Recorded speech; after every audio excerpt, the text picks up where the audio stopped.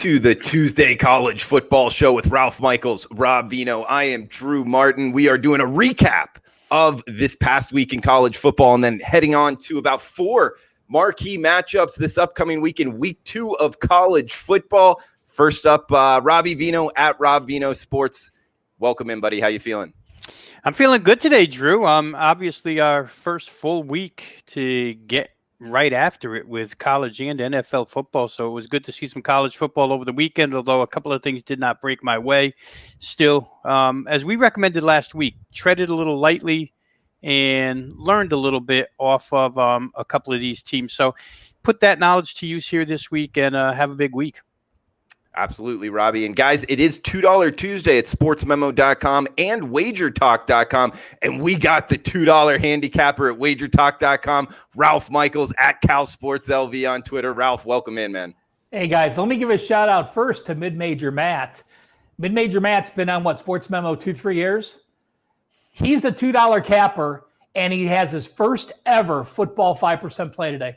Hey, for $2. So, I mean, if you ever want to try something, I do have my college game of the week on at Wager Talk, but a great day to go to both Sports Memo and Wager Talk. Spend the $4, you're getting a college play and an NFL play to get you started for this weekend. So always fun to talk to you guys. And I'm going to just take over and start off the show. For those that watched in the summer, you know, Drew, Rob, and I talked about spring practices quite a bit. So I will say this. First week in college football, the teams that had more spring practices, 4-0 straight up in ATS. So take that with a grain of salt. But I will say this. If you want to know how many spring practices each team had, I did a 2-page sheet. I reposted it at Wager Talk. It goes alphabetically. It goes from most to fewest practices, and it goes by conference. Go to WagerTalk.com, go to the Ralph Michaels page, and it's free. If you just want to see this week, you go to my Twitter page, at CalSportsLV. Look about an hour ago, and I tweeted this week's schedule with the spring practices for each team. And I will say this. There are 3 that completely stick out. I am not saying to bet these teams, but folks, if you're not putting into this, you're handicapping for these games, I think you are remiss. Coastal Carolina, 15 spring practices. Kansas, none. Arkansas State, 11 spring practices and a game under their belt. Kansas State, 0. And Louisville, 7. Western Kentucky, none. Those are the biggest differences this week. And again, don't miss out that information. Again, 4-0 start. Not saying to bet them, but certainly be aware of them. Great stats. Yeah, absolutely, Ralph. I mean, that Arkansas State, Kansas State game I had circled, and it's crazy. You know, 4-0 straight up, 4-0 ATS. And you take it with a grain of salt. The straight up, I would take it with somewhat of a grain of salt. But the ATS is where it gets me because, you know, that tends to take in the fact of what the market does, you know, talent and coaching wise, Ralph. Yeah, I just don't want our viewers to get enamored with that stat and all of a sudden think, oh, it's 100% after a couple games and just start betting that blindly for a reason to bet these teams. So I just am being a little bit on the conservative side. But, you know, you look at Coastal Carolina, not a game we're going to talk about, but 15 spring practices. They have a returning quarterback, same OC, same head coach. Kansas, new OC, new quarterback, no spring practice. Coastal Carolina beat them last year in Kansas legitimately with a 20-17 first down edge. The line was 3 Monday, and now it's 7 people betting Kansas. So, you know, just because we're sharing this information doesn't mean everyone's following it. While I like Coastal Carolina plus 3.5, now as they're getting 7, there's a good chance they may be on my card this week. Yeah, interesting, Ralph. And it's, you know, this would be a good year to track, you know, the sharp money. Is it always correct? Like, you know, or not always, but more times than not correct than in years past, because in the MLB markets to start off the season, the I guess, you know, when money was moving the line, it wasn't right a lot more than it was wrong. So it's not always, you know, the sharp money and the movement is right, especially with 2020 with all the changes going on. So to put as much of this information in your pocket, guys, it's definitely the right way to go as a sports bettor, and then make your decision off of that. So, guys, we got a full slate here. Try to get through it in about 40 minutes here, guys. But Robbie, want to start off with your thoughts on just kind of recap from week 1 before we hit these marquee games on the week 2 slate. So from a betting perspective, what did you kind of gather from week 1 college football that you're going to use in week 2 and forward, trying to beat these betting markets in college football?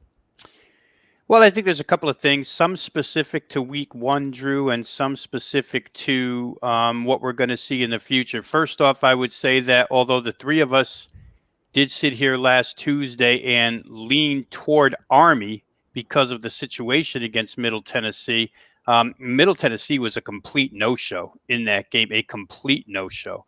Offensively, miserable, pulled their quarterback. So I would expect better things out of MTSU down the road, but that was horrendous. As opposed to the other service academy last night, Navy, which was absolutely mowed down by BYU. And I should have paid attention, and I didn't, because I didn't release this play. I played it for a couple of bucks for myself, but I should have released this.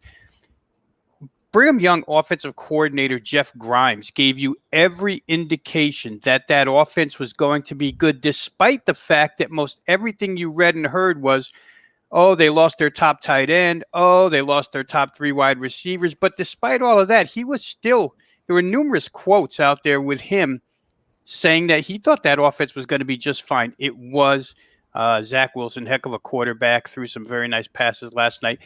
One thing to note, again, I think we talked about it on this show. I can't remember, guys, because all of us do so many shows. It's hard to keep track of where we say things and where we don't. But you know, the new NCAA rules that limit the hitting in pads showed up for Navy last night, and Ken Niumatalolo, the head coach of Navy, actually apologized for it. He said, you know, I didn't have my kids ready because I was more worried about protecting them from the virus rather than having them hit, and they just weren't ready to go. You can see that if you do your research this week, you can see that in a lot of quotes around the country here. It'll be interesting to see. I thought tackling would be a problem. College football tackling is a problem to begin with. And you add the lack of pad work and the lack of hitting to it, and it becomes an even larger problem. So some teams will have that distinction this week. I've got a couple earmarks. Many others won't. Other than that, Drew, I think that Arkansas State, very nice call last week, Ralph. I remember you had it. I wound up using it on my card as well. They played well against Memphis. SMU, I thought, played around a little bit in the beginning. They're trying to implement more running into their offense. And when they finally started to cut it loose, they looked a lot better letting Buechele. And one last thing here, the quarterback situations for El Paso, Texas El Paso, and Texas State got a heck of a lot better with Brady McBride at Texas State, a playmaker who's going to get into some trouble, but he's a playmaker. And with Hardison at UTEP, they threw the ball fairly well. That team, guys, they played the slowest offensive tempo of any team last week. They ran a play every 33 seconds. That's pretty slow. So interesting notes there. Ralph, I'll let you take over whatever you saw last week. Yeah, I don't have much to add. I mean, I think, Rob, you did a good job covering it. You know, the non-tackling at Navy certainly caught my eye, and catching more quotes for teams that did not hit in practice is something I will certainly pay attention to. Texas State's improved. I didn't downgrade SMU, even though they ended up being a 25-point favorite. You know, there's times when I'm watching a game, if they passed the eye test as the better team to me, yeah, they were better. They weren't 21 points better, but I still didn't downgrade them just because their defense did some funky things early. I mean, Texas State, a 3rd and 20, they got a first down, and then a stupid penalty. They got other first downs. So when I'm going through my power ratings, if I watch the game, my eye test is more important than the score. I completely agree. UTEP's not going to be a train wreck like they were in the past. Arkansas State is a legitimate team in the Sun Belt this year. ULL is the favorite. We'll see what happens there. And, you know, hey, we already lost a football coach. So you lose the game to South Alabama. Screw it. You're fired. And let's see. You can resign or we're going to fire you. Which do you prefer? Yeah, talking about Jay Hobson there at Southern Miss for sure. That was a wild one. And actually that leads into Zachary Johnson, a comment here in the chat box saying returning QBs. And I'm guessing he's inferring looking to bet on them. Zach, I do agree with you, but I'll also add another step to that I think is very important. Returning quarterbacks in the same system, so they're not learning new plays. I think that matters a lot this year. In watching, the coordinator turnarounds, guys, and you talked about it a little bit, Ralph, in teams, with the spring practices doing better. Also, the teams that are staying in the same system with the same quarterback, I think is a interesting profile there to be looking to bet on more times than not. And Robbie, our old friend Andrew Lang, the old host of the Sports Memo podcast, he tweeted out an interesting stat. Navy losing by 40 plus points, and then Army winning by 40 plus points. That's going to make an interesting handicap going forward with the two of those, and just college football overall.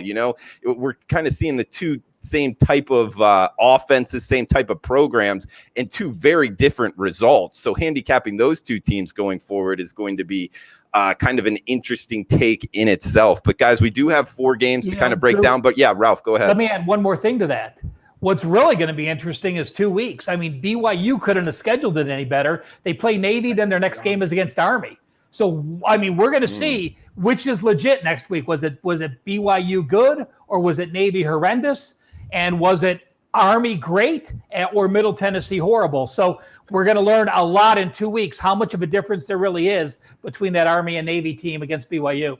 Sure. And watching the games, and I think I watched every snap of college football in the FBS versus FBS. Robbie, you mentioned, MTSU. They might not be as bad as they should. That's one thing that I definitely wrote down, kind of look to bet on Middle Tennessee, a buy low opportunity, which, by the way, in years past, college football teams that get blown out week 1 or even lose to FCS teams have been a great bet the next month or so. So that's something that I've kind of kept for myself. So take that for what it is, guys. Maybe looking to bet on MTSU off of that big loss. But we got to get into the games for the week 2 look ahead here, guys. Starting on Thursday night, a good one. Talking about an interesting handicap here, guys. Talent-wise, yeah, you'd probably go with the Miami Hurricanes. And we're talking the Thursday night on ESPN, 8 p.m. Eastern game here. UAB Blazers at the Miami Hurricanes. We're talking about Conference USA versus the ACC here. Talent-wise, recruiting-wise, likely going to Miami, Ralph. But UAB returns a lot, including both coordinators, and Miami breaking in a new OC, which I would project well in the future. But game 1, I'm not so sure. Now you're having to lay 13.5 in Hard Rock Stadium, 54.5 the total. What are you thinking about UAB versus Miami, Ralph? Well, my power ratings only have Miami 10 points better. That's with no home edge. They're going to have, I think, 10,000 down in Miami. So, I want to throw out this number, and there's a lot of stats I look up and a lot of things I mention, but this is one of those bar things that if you ask 99 out of 100 people, they're probably going to say to you, if you have a game under your belt, it's a sizable advantage versus the opponent the next week, because this is a game we're talking about. UAB has a game under their belt. So is that a positive or a negative? Well, while I believe it's a positive team-wise, to show you how much Vegas has adjusted, I went back since 2010, guys. When an FBS team is playing an FBS team and the FBS team has a game under their belt, meaning it's their second game against an opponent's first game, do you know since 2010, the team with playing their second game has been 43.7 against the spread, going 45-58. So it's a number that I still think is wow, because you're looking at it and you don't know each of those situations as you're going through the last 10 years. But don't fall into that. Don't fall into that trap just thinking, oh, it's worth 3 or 4 points because a team's playing their second game versus a team playing their first. In this instance, it is a UAB team that I do like. It is a UAB team that has had 6 spring practices versus 4. It is a UAB team taking on a Miami team with a dynamic quarterback, but a transfer quarterback in De'Aaron King. Learning a new system. A new system on offense. against a team that isn't a very good home favorite anyway. I think this is going to be a lower scoring game. I think that, you're looking at the Blazers. I mean, Bill Clark, I'm surprised he didn't get an FBS, a Power 5 job, the job he's done. They've covered 65% of their games as a dog since he's been there. Only one way for me to look on that Thursday night game is dog or pass. I'm with you, Ralph. I looked at this long and hard, looking to be betting on Miami this year, but I think UAB is the side here. And plus, they return a lot. Projected by, depending who you want to go off of, as the Conference USA champions here. And let's not forget, Miami's last game in a bowl game, they got shut out against the Conference USA team. So I guess, you could make the argument that motivation wasn't there, and it would be there this time. But still, the quarterback learning the new system, I think that's bigger than a lot of people really account for. And you bring up the fact that spring practices favor UAB as well. Robbie, what are you thinking about the Thursday nighter? Well, I think along the same lines as you guys do. I think that UAB last year, guys, played an incredibly weak schedule. And at the end of the year, I looked to go against them because they were playing better teams. But up until their last couple of games, they played a list of nobodies because the division they were in Conference USA just wasn't very good last year. The offense struggled, but Tyler Johnston III was their best quarterback, and he showed signs last year, and he showed signs last week. And I think that he's going to be a pretty good leader for this squad, which offensively should be better than they were last year, no doubt. I also think Tyler Johnston III is incredibly happy that Gregory Rousseau, the defensive end for Miami, chose to opt out. Miami was about to have significant pass rush ability off the edges, and now they're without one of their top guys. And so for Miami, maybe that's a bonus for UAB. But I think the biggest component here, guys, you talked about, I love De'Ara King, but the fact is he does have to learn this new Rhett Lashley system. It's designed for him, but against this particular defense that was outstanding last year, despite against lesser competition in most instances, I think they have the ability to contain Miami a little bit here, and it's too big of a number for me. Now, they've chopped at the number a little bit. There's been UAB money, but still, I think that they're probably the right side here. They have enough defense and a starting quarterback returning and enough offense around him, especially across the offensive line, for me to probably get involved in the UAB side. Under looks like a fairly decent thing to look at as well. Looking towards the under. And Ralph, do you have any opinion on this total? Because I think it's an interesting handicap in itself. New system with Rhett Lashley. You would think that, Gus Malzahn disciple here, up tempo, but really sometimes, especially if they're not playing well in this system, it actually isn't that fast up tempo. If they're not getting first downs, they'll actually sit on the clock a lot. Do you have any opinion here in the mid 50s? Yeah, I lean under. UAB's offense was not good. Even facing in my strength of schedule numbers, they faced the number 126th schedule. So there's only 130 teams. But my strength of schedule actually goes further, because if an FCS team, there's some teams that were 140, so it doesn't end at 130 because I added legitimate FCS teams. I still think under here. I think they go spread, they go no huddle, but they give them enough time to look at the plays, to check, to look at the play changes on the sidelines, where they don't allow the defense to change. That's the offense I'm expecting early. So the number to me seems very, very fair to lean to the under by a couple points margin from what I make the number. He's Ralph Michaels, $2 handicapper at WagerTalk.com. We also got Mid-Major Matt, $2 handicapper at SportsMemo.com. In case you're wondering, guys, you can double dip. Get both of the plays for $2 at each site, Sports Memo and Wager Talk. So double dipping is allowed. $2 handicapper, Ralph Michaels at WagerTalk.com. Check it out all day today. We got Saturday games here, guys. We're going to be breaking down 3 games: Syracuse, UNC, Duke, Notre Dame, and Georgia Tech versus Florida State. All ACC action on Saturday for the rest of the show here today, guys. It's going to be fun seeing Notre Dame in the ACC. We'll get to that one second up here.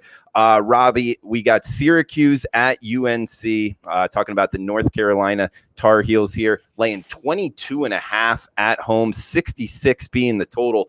12 noon Saturday start here, kicking us off on Saturday. What are you thinking in the ACC? Yeah, boy, that total, Drew, just starts to creep up, right? I think we started at maybe 64. It might have been 64 and a half. I'm not positive, but now you're giving us 66. So it's gone through the 65 and a halves that I saw this morning, and probably rightfully so. Both of these teams, let's just start with this, because there are some teams across the country that had some coronavirus problems during their practices here in the fall. Syracuse had a couple of days off because of it. UNC had a couple of problems on campus.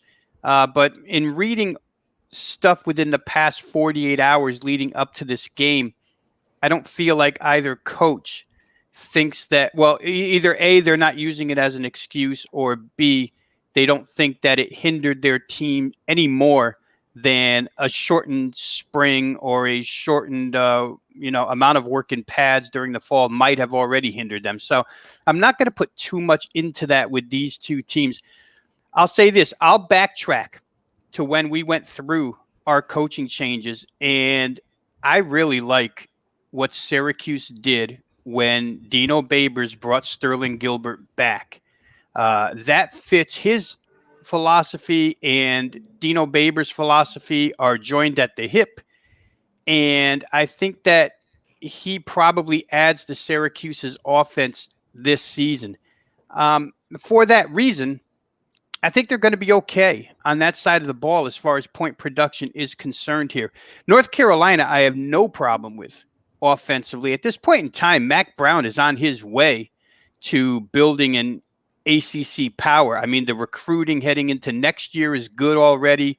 The offensive players that are in place right now, including quarterback Sam Howell, they've got about a dynamic offense that's going to probably test Syracuse a little bit. Listen, they got Tony White as their defensive coordinator late in the process. Tony White's a guy who came off of Herm Edwards' team, and a guy that Babers really likes because of the fact that he teaches a bit of the 3-3-5. So that's a little unique to UNC, but I don't think they'll have a problem with it. I don't think Syracuse has had enough time, from what I've read, to be cohesive in that defense yet. Both offenses, to me, in far better shape. The question now becomes, and here's where we can apply a little bit of what we saw last week, although I think a little bit of it is flukish as well. When you start betting over 66 and a half or over 66 points, and of course you're looking out for key numbers, and believe me, I play a lot of overs. You worry about drives that get right to the end zone and get halted. It happened a lot this weekend. Teams getting stoned on 4th and a half yard inside the 15. Teams running the ball up the middle into the end zone from a yard out and fumbling into the end zone. When you start losing touchdowns, 66 becomes even larger. I just think these two sides are going to be way too efficient, Drew, in this particular game. So my first look is toward the over. I would love to say Syracuse at this point in time, because I think that Gilbert's going to rev up that offense again, but they're not on North Carolina's wavelength yet. So if you pressed me for a side, I'd probably lean towards UNC. One quick thing here, of all the games we're going to talk about, as of August 28th, and I think heading into this week, this is the one where there'll be no fans. I don't think they're allowing any fans in this stadium for Saturday. So UNC will not have the help of the home crowd. Yeah, we saw that with the Navy game last night, and it was a little bit of a weird kind of situation, but don't know if that will factor in, Ralph. What are your thoughts here, Syracuse versus UNC? Well, practices 3 for Syracuse, none for North Carolina. But again, North Carolina is a team that could afford no practices. You return a quarterback who threw for 3,600 yards. You return 2 running backs that combined for almost 1,000 yards in Carter and Williams. You return 2 wide receivers that each had 1,000 yards. I mean, it is the most. Had Javonte Williams gotten 1,000 yards, it would have been only, I think, the second team in the last decade to have 2,000-yard receivers and 2,000-yard running backs to return with a 3,600-yard quarterback. I had North Carolina. I had North Carolina in my mix to be a play this week. So I certainly lean with the Tar Heels. Problem is this. You have to learn and you have to want to win and cover as a 3-touchdown favorite. And you look back at last year, despite how successful they were, they had their 6 losses as they got better. Their only win against an ACC opponent by 3 touchdowns was NC State, and that was their rival who they did beat by 31. So I don't know how much Mac Brown does want to run it up. He's certainly going to let his offense run. And to me, the total's up in the air. Because if he gets a big lead and he's going to sit on it, I don't know if he's going to run the ball. He has the capability of running the ball with those 2 backs. If he wants to say, okay, I want my quarterback, Sam Howell, to start having Heisman numbers, believe me, some coaches think about that early in the year. You let him play the fourth quarter because you want him to be in that Heisman race early. Other guys think, okay, let's get my backup, Jace Ruder, some snaps in case something happens to Howell. So I'm not touching the total. I do have North Carolina, but this is the biggest favorite they've been in almost a decade, or at least over 5 years. So I am afraid to lay that much with a team that has not laid that much when they're making that progression from being a decent team to a very good team. Ralph, next game up, we got Duke and Notre Dame. We welcome Notre Dame into the ACC, at least for 1 year. Talk about interesting handicaps, unique handicaps here. I mean, coaching-wise, 2 well-respected coaches anyway. And we got Notre Dame laying 20 points here at home, 56 being the total. What are your thoughts with the Blue Devils and Irish?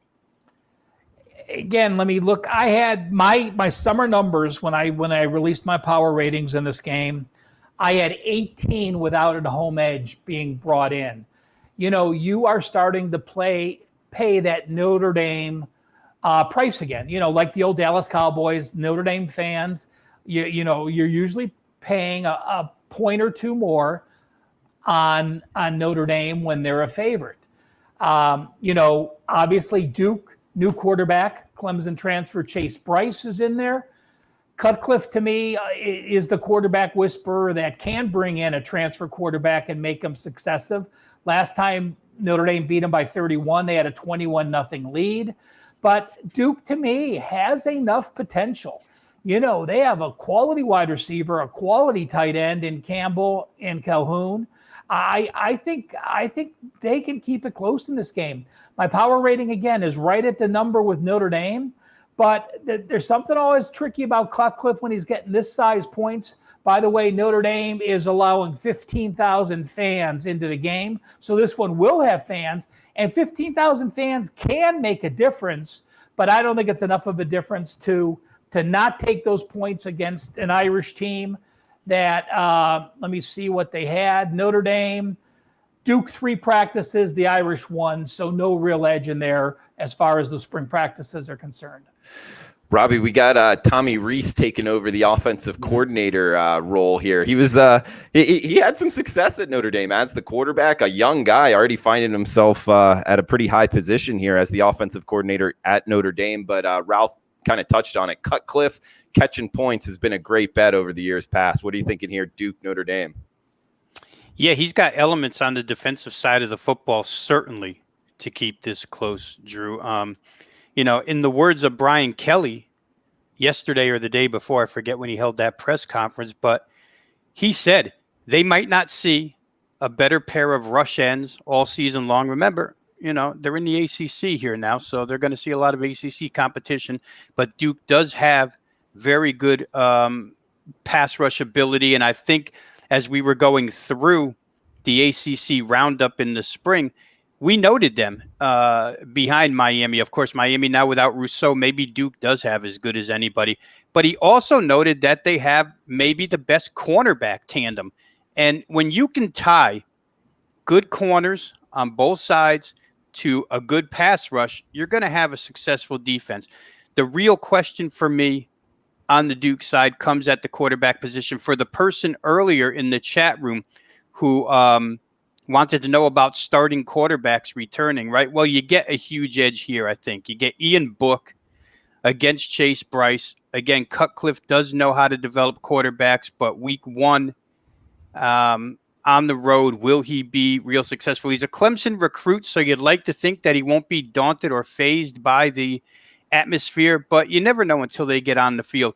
I don't know that Duke has enough offensively. I know that Tommy Rees already had a taste of being the offensive coordinator in the bowl game last year and was pretty successful in that bowl game calling plays. He's now got the full-time job, and I know that they have an entire offensive line returning for themselves. So you give Ian Book his offensive line. They got a nice transfer wide receiver out of Northwestern to help out here where the receiving game is concerned, because I thought they might be a little shallow with pass catchers, but now I don't believe that. I just don't think with all the assets that Notre Dame has here, I don't think they'll be able to crack the Duke defense enough and consistently enough to win by more than 20 points, at least not here on Tuesday afternoon as we record this. I think probably I would lean toward Duke. There's been a pretty substantial push, guys, toward the over, and I'm not sure that I get it because I feel like both defenses are more than competent enough, and in their first start of the year, perhaps, the offenses might be a little tick behind. Yeah, interesting to see the pushes towards the over on the week 2 slate in more than a couple games, actually, Robbie, especially because we just saw the under go 4-1 in week 1 in the FBS games I'm talking about. So something to kind of watch in the early market totals here, guys. And we got one game left here, Georgia Tech versus Florida State. Guys, reminder, it's $2 Tuesday, WagerTalk.com and SportsMemo.com. You can get mid-major Matt's top play, Ralph Michaels top play at WagerTalk.com, discounted to just $2, and you can double dip and get both plays. That is allowed at Sports Memo and WagerTalk.com. We got Georgia Tech, Florida State to finish off the show here, guys. 1 p.m. Saturday on ABC. Yellow Jackets at the Seminoles here, 53.5 the total here, Robbie. And then we got FSU minus 12.5. We were talking about doing best bets, underdog to look at here, guys. This is mine, the Georgia Tech Yellow Jackets, second year in the same system here. We got them plus 12.5, Robbie. I'm interested in that. I'm also interested in the plus 360 money line on Georgia Tech to go into Tallahassee and come out with the straight up victory here. I mean, guys, I think using the money line here, and I'm not a huge money line guy, but Robbie, want to get your opinion on Georgia Tech, FSU, and you as well, Ralph, but also volatility in 2020. We've seen it out the gate so far with just teams running away with it and the underdog doing well as well. South Alabama to note here. I think that's kind of something we can put in our back pocket. Sprinkle a little bit on the money line in these kind of, plus 10, plus 14 type prices where the underdog's got a shot, more than a puncher's chance, in my opinion. FSU, new system, a quarterback that really hasn't proven himself in multiple years now at the college level. I like Georgia Tech here, Robbie. Yeah, I think that definitive of a stance, money line on a plus 12.5 point dog, deserves a raising of both zebra pens from me and Ralph to you, Drew, because that's a definitive call on your part. And Georgia Tech, and Ralph will probably dissect it a little more, but let's face it, these are two teams that return. I think they're top 5 in returning talent. Ralph, I haven't looked this morning, but if I remember right, out of your guide and then seeing a list of opt-outs, they still both ranked inside the top 5 as far as returnees are concerned, which is important here. And I think, Drew, one of the things you hit on is probably the most important. I saw an interview with Mike Norvell yesterday. ESPN might have done it. And he's a good head coach, but he's trying in week 1 to get this whole thing wrapped up with a nice little bow around it. And I don't know that happens when, Kenny Dillingham comes in, young offensive whiz, to reorganize your offense. And Adam Fuller is the defensive coordinator he brought with him from Memphis to reorganize this defense. Learning new systems, new DCs, again, with the lack of springtime, with the lack of pads in the fall camp, I think is very, very difficult right out of the chute, especially against a team like Georgia Tech. Jeff Collins has been this route recently, guys. Went to Temple first year from Florida as head coach, was not successful first year, but it was a weeding out process. The guys who didn't like his SEC ways got out of that program. And year 2, it didn't get off to a tremendous start right out of the blocks. But the remainder of that second season for Temple was very successful under Jeff Collins before he took this job. I think you'll see much the same this year. I think the difference at least in my mind, for Jeff Collins here is, and for all of these teams, or for a few of these teams, they're getting right at conference play immediately. So this game takes on a huge amount of meaning for both sides. Georgia Tech's got personnel on each side of the line that I think can stand up against Florida State in their first week in new systems. I don't have any question that down the road, what Norvell is building is going to elevate Florida State back to the top, be in that ACC championship conversation each and every year. But I don't know that happens week one, especially, Drew, with James Blackman, the quarterback you referred to. I mean, he's just had his struggles, different offensive coordinators, pulled in and out, play 1 week, play lousy, don't play the next, then come back and play the week after. He's been kind of a rotating guy. Florida State had a little bit of player organizational stuff going on during the coronavirus period that was somewhat of a distraction to this team at the time. But again, Norvell pulled them back together. I think they'll be okay down the road, but I would definitely look towards plus 12.5 here. I think Georgia Tech, they found their returning quarterback, or they found their starting quarterback in returning James Graham. They've got a huge freshman recruit, a very highly touted freshman recruit in the wings.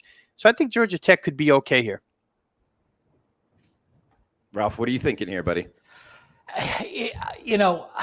I respect your decision, Drew. I'm not going to go against you, but I'm not going to go on the Georgia Tech side either. I love Mike Norvell as a coach. What he did from going to Paxton Lynch to Ferguson to Brady White. I mean, to me, he really is a quarterback whisperer going back to his Arizona State days. So I'm giving him a lot of credit. I just can't get to Georgia Tech because as bad as they were. This is going back to the WagerTalk College Football Guide. They were minus 136 yards per game. That was number 125 in the country. They were number 123, minus 15.7 yards per game. Yes, they were number 5 in the country, returning 19 starters. Yes, they had 6 practices compared to Florida State's 3. But, it's one of those situations where I understand your play. If I had to make a lean, my check mark still is Florida State because Georgia Tech had such a big way to go. But now that I'm not going to be on the play, I'm certainly rooting for you and your money line play. And I'm just looking at the odds now, Drew, on the money line. I see the lowest number I see is plus 335. The highest number I see is plus 360. So, it's a big 20-cent difference. Make sure you shop around. Yeah, that's at Bet Online. At least it was this morning. So, okay. So plus 360 there. Georgia Tech kind of taking a lean here. Guys, do you want to go around here like best bets or underdog you're looking at, Robbie? And any closing thoughts before we shut this down, man? The games that we just talked about, sure. Out of the 4 that we just went through, Drew, I would say that Duke plus the points catches my eye the most, even without a returning starting quarterback. And it's hard. But you know what? If you go back over last week, let me do this because I wanted to do this earlier. If we just go back to Saturday, right? Arkansas State and Memphis both had returning starting quarterbacks, so we'll throw that one out. But SMU had the returning starting quarterback. Texas State had the new one. Texas State covered. Middle Tennessee had the returning starting quarterback. Army had a new one. Army covered. Eastern Kentucky against Marshall. Marshall had a brand new starting quarterback. A lot of question marks. They win 59-0, cover with ease. North Texas, brand new starting quarterback. Houston Baptist, Bailey Zapp, one of the better throwers in the nation, even though he's at the FCS level. The new quarterback wins and covers with North Texas. Stephen F. Austin against Texas El Paso. Stephen F. Austin wins. They did have a returning quarterback. Last night, of course, BYU with the returning quarterback won. So, it wasn't as decisive. In fact, it was a losing proposition from Saturday to Monday to bet the returning quarterback side. In this game, I feel like Duke has enough defense to hang close with Notre Dame. Hopefully, they don't get off to a real bad start, because that's the only way I could see them getting really blown out of this game and losing contact is if they get down like 17-0. I don't know that the offense will be there to be able to bring them back. All right, guys. And we got $2 Tuesday, sportsmemo.com and wagertalk.com. Check them out. And Ralph Michaels is the $2 handicapper at wagertalk.com. So check out his play there for just $2. Ralph, what do you got in closing, buddy? I'm going to take the 43 points in UTEP. Oh, all right. Legitimate running game, better offense. This is a Texas offense that is what it is. Ellinger, yes, he can win a Heisman. Yes, they can win the Big 12 this year. They've underperformed all this time. I don't expect him to just flick the switch and go crazy. And if UTEP scores 10 points, then I don't think Texas gets to 53. So I actually think there's some value in the Miners. I can honestly tell you that in the last few years, I have not backed the UTEP Miners. No, I don't think any of us have. What's that, Robbie? Yeah, Drew, real quick, that is a game that you and I and Teddy, I think, are scheduled to preview. So I'll give my thoughts on that game when we do preview it, but I'm not in total disagreement with Ralph at all on his assessment of that contest. Sure, Robbie. And the money lines, guys, kind of rule of thumb, don't really go higher than plus 20 points in Las Vegas, but offshore, who knows? I am seeing a number out there, but I don't even want to quote it. So we got three teams. Time on the money line. Yeah. I don't know about that, but we got the three teams here. The underdog looks Duke plus 20 from Robbie. We got UTEP plus 42 from Ralph Michaels. And I'm looking at Georgia Tech plus 12.5 over Florida State and sprinkling on the money line at plus 360. You know what, Drew? I will say this too, and this may even be more value than the play itself. We know that when they make a first half line, they always use the favorite. They probably give it an extra 10%. I'm seeing Texas plus 27.5 and plus 28.5 first half. I'd prefer that number instead versus the 42. So again, for Texas to go down and have to score 4 first half touchdowns and keep UTEP out of the end zone. I'll actually change my official bet to UTEP first half plus 27.5. Okay, so a change on record. You're changing it. I am. Okay, plus 27.5 first half. I will take it. I will split my bet half and half. But to go on air, I'll officially make my bet the first half bet. Okay, plus 27.5. UTEP Change allowed. Yeah. Robbie's got Duke plus 20, and I got Georgia Tech plus 12.5 with a sprinkle on the money line. Guys, for Robbie Veno, Ralph Michaels, I am Drew Martin. Remember, it's $2 Tuesday, sportsmemo.com, wagertalk.com. Ralph Michaels is the $2 handicapper at WagerTalk. We'll be back next Tuesday, 10 a.m. Pacific time, breaking down the week 3 cards. So come back and join us. Best of luck with your bets, guys. Thanks, guys.